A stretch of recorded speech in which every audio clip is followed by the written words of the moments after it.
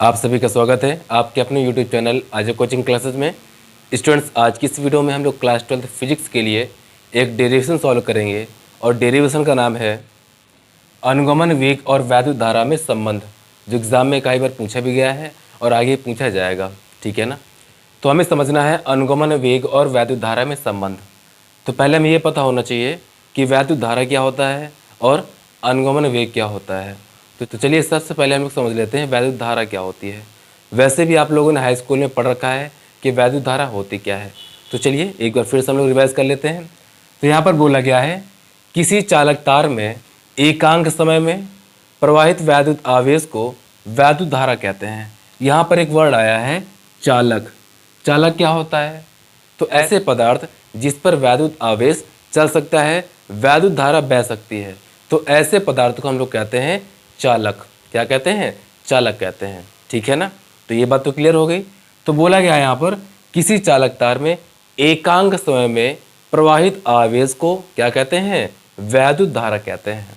ठीक है ना। इसका सूत्र क्या होता है? तो देखिए I बराबर होता है, यहाँ पर बोला गया है एकांक समय में जिस भी वर्ड के सामने एकांक लग जाता है हम लोग बटे में लिखते हैं। ये बात आपको पता ही होगी।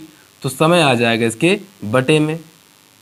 और क्या बोला गया है? प्रवाहित वैद्युत आवेश को वैद्युत धारा कहते हैं। आवेश का सिंबल क्या होता है? Q। तो यही होता है वैद्युत धारा का सूत्र। ठीक है ना। एकांक समय में प्रवाहित वैद्युत आवेश को वैद्युत धारा कहते हैं। इसके मात्रक की बात करें कि मात्रक क्या होता है इसका, तो यहाँ पर है आवेश। आवेश का मात्रक होता है कूलाम। आवेश का मात्रक होता है कूलाम। नीचे समय है, समय का मात्रक क्या होता है? सेकंड। तो इसका एक मात्रक होता है कूलाम प्रति सेकंड। इसका एक मात्रक और होता है, वो होता है एम्पियर। ठीक है। क्या होता है? एम्पियर होता है। तो ये तो क्लियर हो गया होगा कि वैद्युत धारा होती क्या है। तो चलिए अब हम लोग समझ लेते हैं कि अनुगमन वेग क्या होता है। तो यहाँ पर बोला गया है कि जब किसी चालक तार में धारा प्रवाहित की जाती है तो चालक में उपस्थित इलेक्ट्रॉन एक निश्चित वेग से 10⁻⁴ मीटर प्रति सेकंड से गति करने लगता है। यहाँ पर बोला गया है कि जब किसी चालक तार में वैद्युत धारा प्रवाहित की जाती है तो उसके जो इलेक्ट्रॉन होते हैं जो उस चालक में उपस्थित हैं उस पर वेग जो होता है वो कितना हो जाता है? 10⁻⁴ मीटर प्रति सेकंड। कितना होता है? 10⁻⁴ मीटर प्रति सेकंड। और ये कब होता है? जब किसी चालक पर वैद्युत धारा का प्रवाह किया जाता है। इलेक्ट्रॉनों के इस नियत सूक्ष्म वेग को अपवाह वेग या अनुगमन वेग कहते हैं। अपवाह वेग के दो नाम हैं, एक होता है अपवाह वेग और दूसरा होता है अनुगमन वेग। एग्जाम में दोनों तरीके से पूछा जा सकता है, तो दोनों बात आपको क्लियर करनी है। यदि इसके सिंबल की बात करें तो सिंबल क्या होता है इसका सिंबल होता है VD। जैसे यहाँ पर वैद्युत धारा का सिंबल I होता है, तो ठीक है ना। तो वैद्युत धारा का सिंबल होता है I और अनुगमन वेग होता है VD। ठीक है ना। तो अनुगमन वेग तो आपको क्लियर हो गया होगा। क्या होता है कि जब किसी चालक को वैद्युत धारा दिया जाता है या जब किसी चालक में वैद्युत धारा प्रवाहित की जाती है तो उसका जो वेग होता है इलेक्ट्रॉनों का वो 10⁻⁴ मीटर प्रति सेकंड हो जाता है। और इसी 10⁻⁴ मीटर प्रति सेकंड के वेग को ही हम लोग क्या कहते हैं?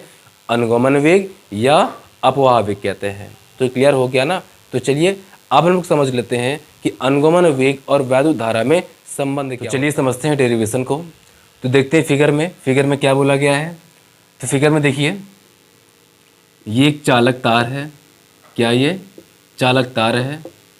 इस चालक तार में इलेक्ट्रॉन उपस्थित हैं और इस चालक तार का जो अनुप्रस्थ परिच्छेद का क्षेत्रफल है वो है A, हमने मान लिया। ठीक है ना।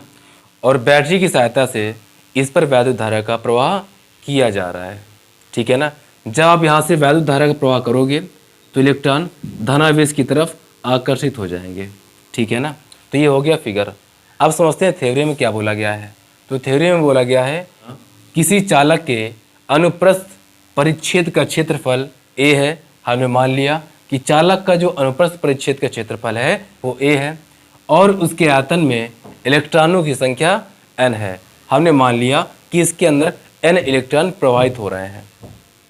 जब चालक तार के सिरों पर वैद्युत विभवांतर आरोपित किया जाता है तो इलेक्ट्रॉन का अनुगमन वेग Vd हो जाता है।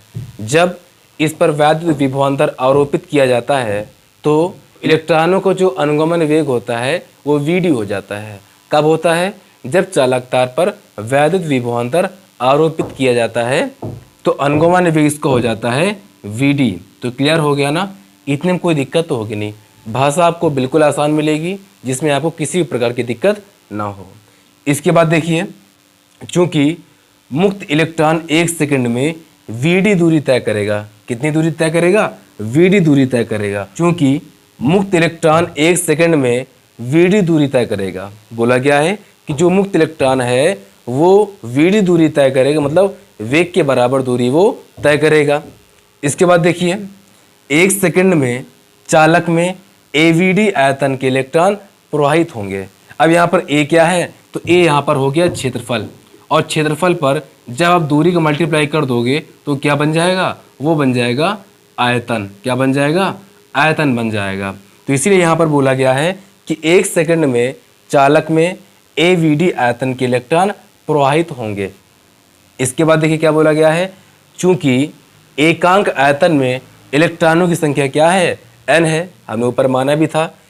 इसके बाद देखिए, इसलिए 1 सेकंड में प्रवाहित AVD आयतन में इलेक्ट्रॉनों की संख्या, यहाँ पर एकांक के लिए बोला गया है। जब हम लोग 1 सेकंड के लिए कहेंगे तो यहाँ पर हमें n पे मल्टीप्लाई कर देना होगा AVD में, कि AVD आयतन में कितने इलेक्ट्रॉन प्रवाहित होंगे, तो वो हो जाएगा NaVd।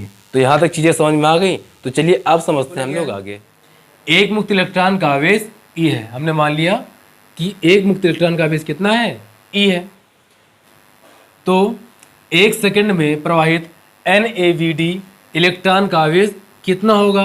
तो हमें करना क्या पड़ेगा? NaVd में E का मल्टीप्लाई करना पड़ेगा। AVD क्या था अपने पास? ये था आयतन।